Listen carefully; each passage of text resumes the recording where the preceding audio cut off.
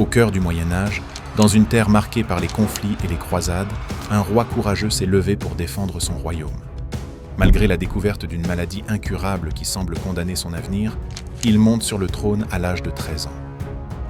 Quelques années plus tard, il mène ses troupes avec bravoure et inflige une défaite humiliante à son adversaire. Aujourd'hui, nous allons découvrir l'histoire d'un homme dont le destin semblait scellé par la maladie, mais qui, contre toute attente, a marqué son époque par sa bravoure. Voici l'histoire de Baudouin IV de Jérusalem.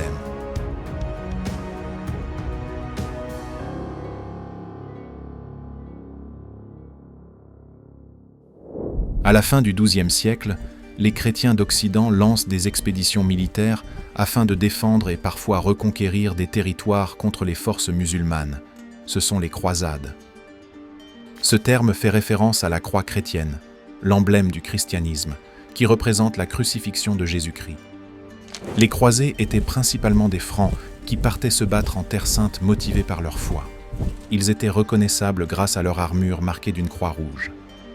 Les chrétiens et les musulmans se disputaient le contrôle de la ville sainte, Jérusalem. Pour les chrétiens, Jérusalem est une ville stratégique, mais surtout symbolique. Elle représente le centre du monde spirituel terrestre. Après la prise de Jérusalem par les croisés en 1099, la ville est placée sous contrôle chrétien. Mais la ville a également une signification religieuse pour les musulmans, et c'est pourquoi ils souhaitent reprendre le contrôle. Dans ce contexte de tensions et de conflits, Amaury Ier de Jérusalem, le père de Baudouin, se bat pour empêcher la prise de l'Égypte face au sultan Noureddin. Malheureusement, il tombe au combat et laisse Baudouin héritier d'un royaume fragile alors qu'il n'a que 13 ans. Il est alors couronné le 15 juillet avec une forte symbolique, car ce jour marque les 75 ans de la prise de Jérusalem. Mais le jeune roi n'est pas seul. Le pouvoir est d'abord confié à Raymond III de Tripoli, son cousin, jusqu'à ce qu'il atteigne la majorité à l'âge de 16 ans. La vie du jeune Baudouin va très vite basculer. Très tôt, il est atteint de la lèpre, ce qui le défigure et l'empêche d'avoir un héritier.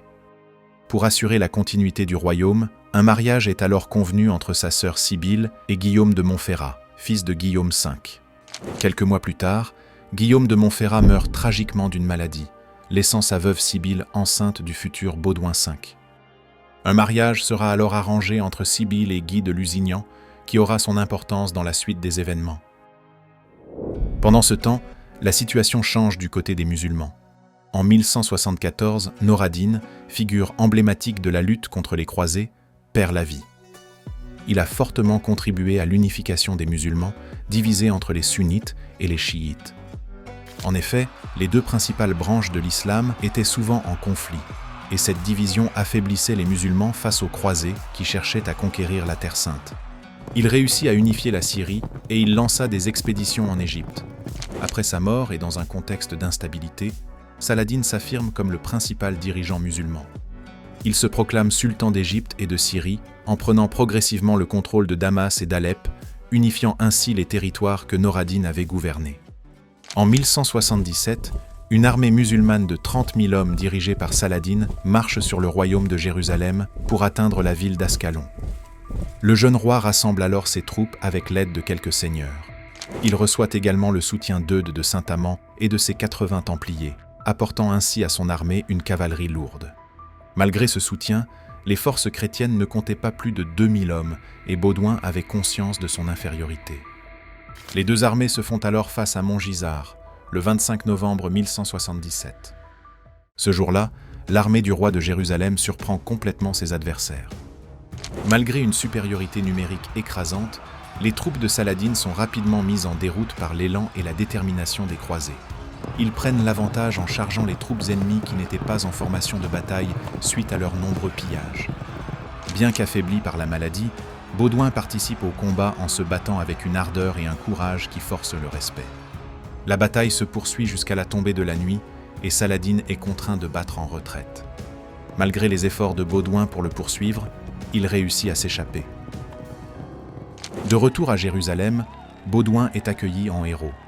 Cette victoire inattendue à Montgisard résonne profondément dans toute la chrétienté, où elle est perçue comme un signe divin.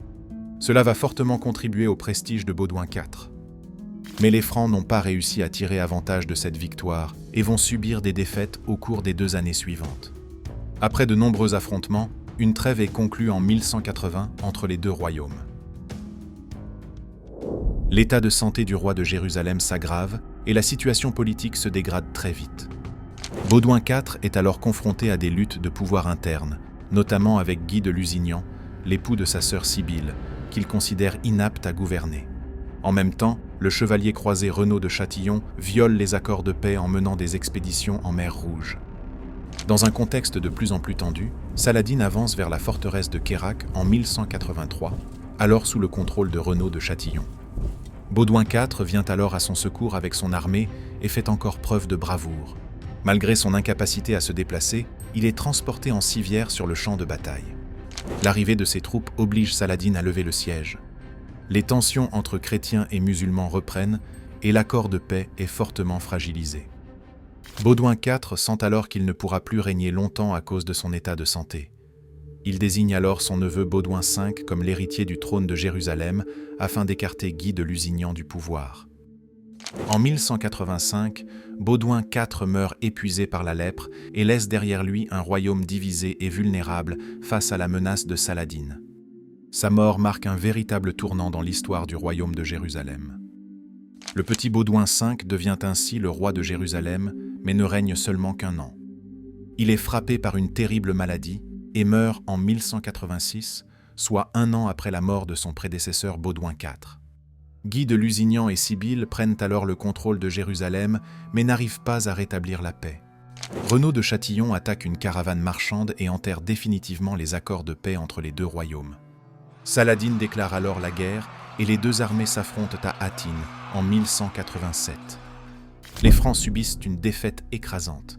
Guy de Lusignan et Renaud de Châtillon sont capturés par Saladin. Ce dernier est décapité et Guy est fait prisonnier. Cette défaite marque la chute du royaume de Jérusalem. Après sa victoire, la route vers Jérusalem est ouverte. Saladin reprend la ville sainte que les croisés avaient arrachée aux mains musulmanes en 1099 lors de la première croisade. Pour les musulmans, c'est une victoire divine et pour les chrétiens d'Occident, un appel à une nouvelle croisade.